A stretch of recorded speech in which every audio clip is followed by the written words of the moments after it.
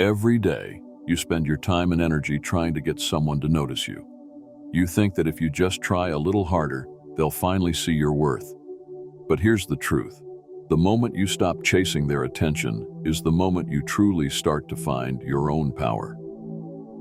Stoicism teaches us that our value doesn't come from how others see us. It comes from within. It's about cultivating a quiet confidence that is rooted in self-awareness and inner strength. It's about knowing who you are, embracing your values, and not allowing your sense of self to be shaped by anyone else's approval. When you shift your focus from seeking validation to cultivating your own inner power, something incredible happens. You stop being the one constantly striving for attention, and instead, you start becoming the person others are naturally drawn to. You stop living for the external and start living for yourself. In today's video, we're going to dive deep into the heart of this transformation. We're going to explore what it means to let go of the chase, reclaim your peace of mind, and live in a way that makes you unforgettable, not because you're shouting for attention, but because you found the inner strength to walk away from what no longer serves you. This journey isn't just about surviving, it's about thriving in a way that honors your worth and sets you free from external pressures. By the end of this video, you won't just understand how to stop fighting for others' attention, you'll discover how to start living authentically, guided by the timeless wisdom of Stoicism. Let's get started. Step 1. Prioritize your physical health. We often hear about the importance of physical health, but let's get real for a moment. I'm not just talking about hitting the gym to look good, though that's a nice bonus. I'm talking about feeling good, truly good, from the inside out. Physical health isn't just about aesthetics. It's the foundation upon which everything else in your life is built. Think of it like this. If your body is a vehicle, health is the fuel that keeps it moving forward. Without it, even the best intentions falter. Prioritizing your physical health sets the stage for everything else in your life. When you're tired, sluggish, or not feeling your best, it's hard to be confident, connect with others, or pursue your goals with energy and enthusiasm. But when you take care of your body, when you nourish it, move it, and rest it, everything changes. You wake up with more energy, feel more alive, and that naturally translates into how you carry yourself. People notice when someone is taking care of themselves. They can sense it. It's not just about looking fit or attractive. It's about the vibrancy and confidence you exude. Your physical health is your foundation. Without it, nothing else holds up. When you feel good, you radiate that positivity in everything you do. This isn't just about looking good in the mirror. It's about having the vitality to fully engage with life. When you prioritize your health, you're showing up for yourself in the best possible way. You're able to chase your dreams with passion, be present in your relationships, and tackle challenges head-on. So what does this look like in practice? It doesn't mean going on some extreme diet or punishing yourself with workouts you hate. Instead, it's about finding what works for you. Maybe that's lifting weights, going for a run, practicing yoga, or dancing. Whatever it is, make it a regular part of your routine. And when it comes to food, it's about eating in a way that nourishes your body. Forget restrictive diets. Focus on balance. Find a way to eat that fuels you, makes you feel good, and still allows you to enjoy life. And of course, sleep. Too often, sleep is sacrificed in the hustle of life. But here's the thing, no matter how hard you work or how well you eat, if you're not getting enough sleep, you'll never feel your best. Sleep is where recovery happens, both mentally and physically. It's when your body repairs itself and your mind processes the day's events. Prioritize it, and you'll start to see changes in every area of your life. When you take care of your health, you're not just preparing for today, you're investing in your future self. Step 2. Surround yourself with positive, inspiring people. We've all heard the saying, you are the average of the 5 people you spend the most time with. But have you ever stopped to really think about how true that is? The people you surround yourself with have a massive impact on your life, on your thoughts, your habits, and even your success. If you're serious about improving your life and letting go of the need for external validation, you need to be intentional about who you allow into your inner circle. Ask yourself, are the people around you lifting you up, or are they pulling you down? Are they inspiring you to be better, or are they keeping you stuck in the same old patterns? Let's be real. If you're constantly surrounded by people who are negative, who complain about everything, or who never take steps to improve their own lives, that mindset is going to start rubbing off on you. It's hard to stay motivated and positive when the people around you are dragging you down. But when you surround yourself with people who are driven, positive, and always working on themselves, that energy becomes contagious. You start to pick up on their habits, their mindset, and their drive. Before you know it, you're pushing yourself to grow, improve, and reach higher.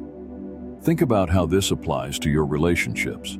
Whether you're trying to attract someone new, reignite the spark with a partner, or even make an ex realize what they've lost, the company you keep plays a crucial role. When you surround yourself with inspiring people who are on their own paths of growth and self-improvement, you naturally become more attractive, not just to others, but to yourself. You become the kind of person who isn't satisfied with mediocrity, who's always striving to be the best version of themselves. And let me tell you, that kind of mindset is magnetic. Now, this isn't just about relationships with others. It's also about the relationship you have with yourself. When you start to surround yourself with positive, inspiring people, your own self-esteem begins to rise. You start to see yourself through the lens of possibility rather than limitation. You become more confident, more focused, and more determined to succeed. Here's a practical tip. Take inventory of the people you spend the most time with. Are they helping you grow, or are they holding you back? If you want to live a better life, you need to surround yourself with people who inspire you, challenge you, and support your journey. And if you find that the people around you aren't serving that purpose, it might be time to reconsider who you allow into your inner circle. Step 3. Become socially strong. When I say socially strong, I don't mean being the loudest person in the room or the life of the party. It's not about forcing yourself to be outgoing or winning everyone over. Social strength is about being resilient in your interactions with others, being authentic, and creating genuine connections.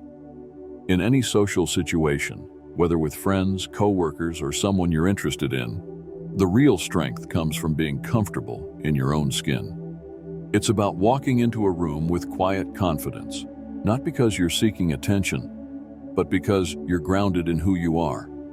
When you're socially strong, you don't need to seek validation from others, because you already know your worth. This kind of self-assuredness is what makes people gravitate towards you naturally.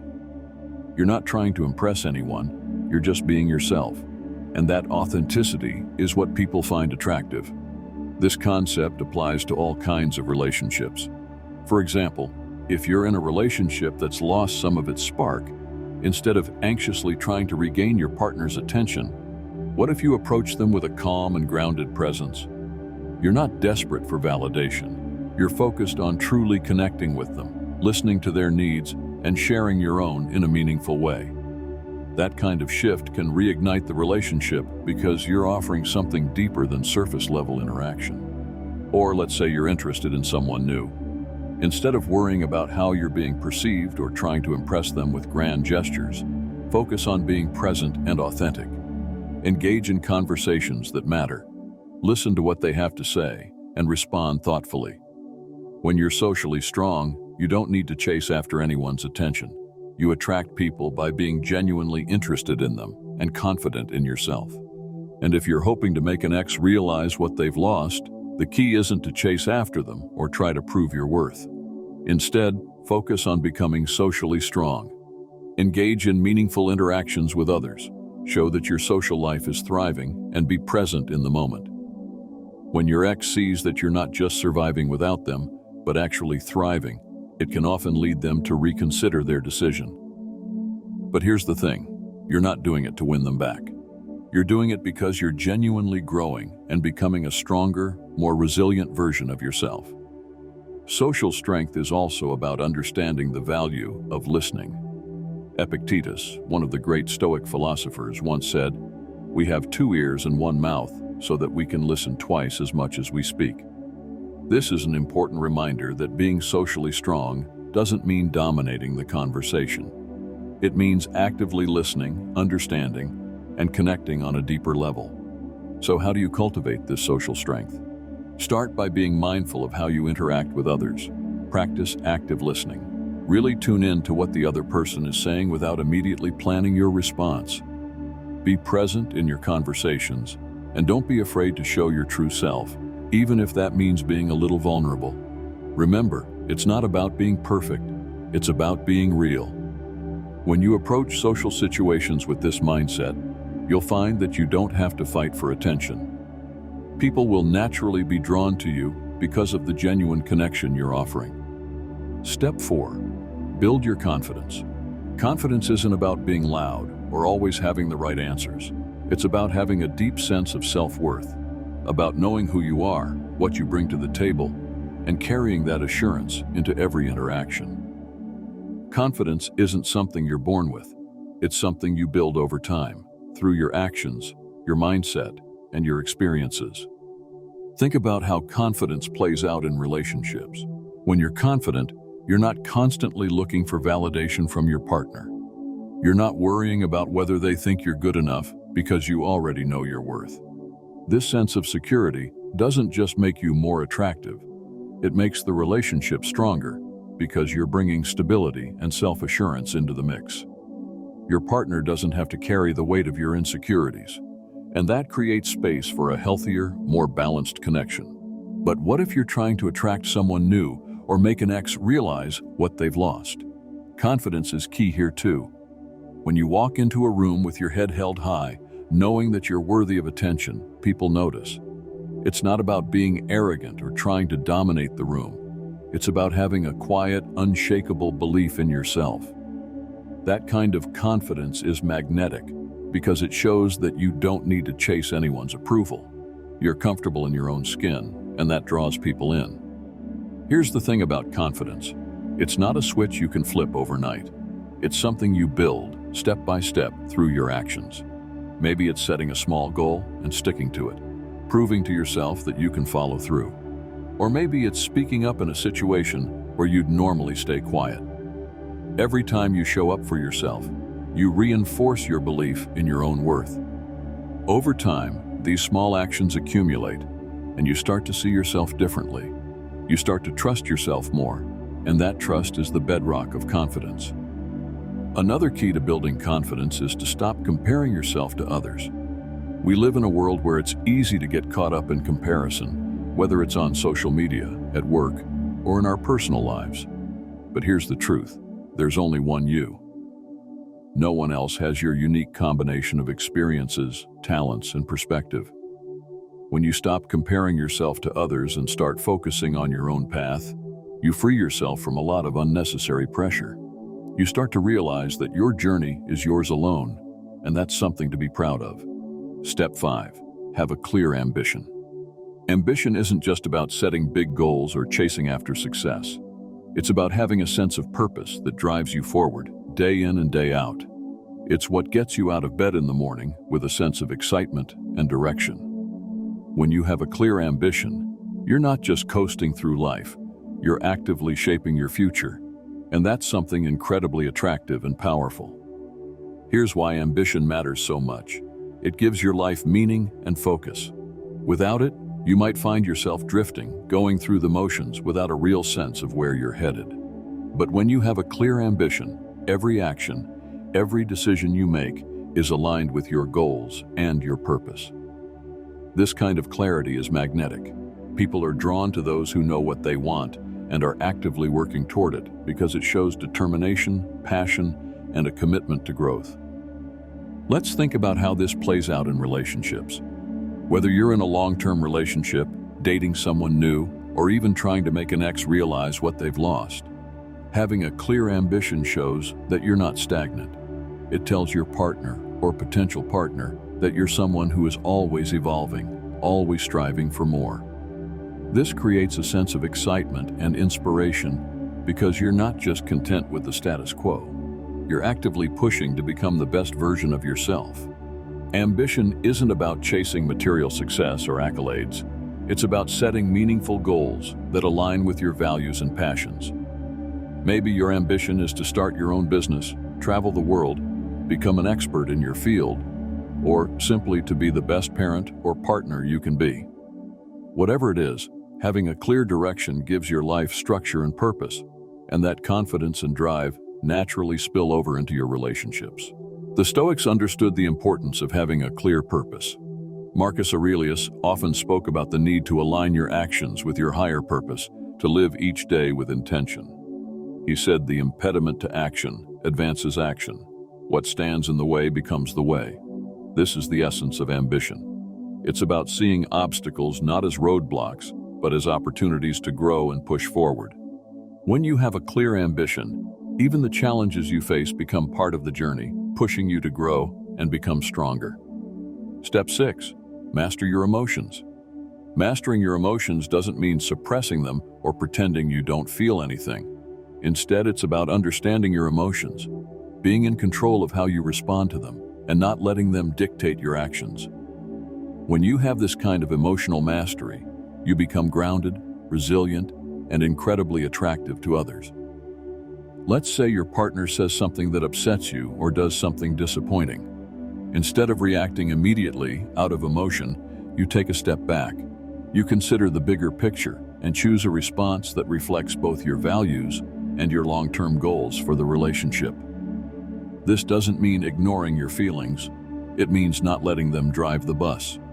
You acknowledge them, understand them, and then decide the best course of action. This kind of emotional stability can prevent so many unnecessary arguments and misunderstandings. It builds a stronger, more trusting relationship. But mastering your emotions isn't just about handling negative situations. It's also about enhancing positive ones. When you're in control of your emotions, you can fully enjoy the good moments without being swept away by them. You can appreciate the highs without becoming dependent on them, and you can navigate the lows without being overwhelmed. This kind of balanced emotional state makes you more resilient and gives you the strength to face challenges head-on. One of the most powerful tools for mastering your emotions is mindfulness. This means being present in the moment, fully aware of your thoughts and feelings, without being swept away by them. When you're mindful, you can observe your emotions as they arise, recognize their impact, and then decide how you want to respond.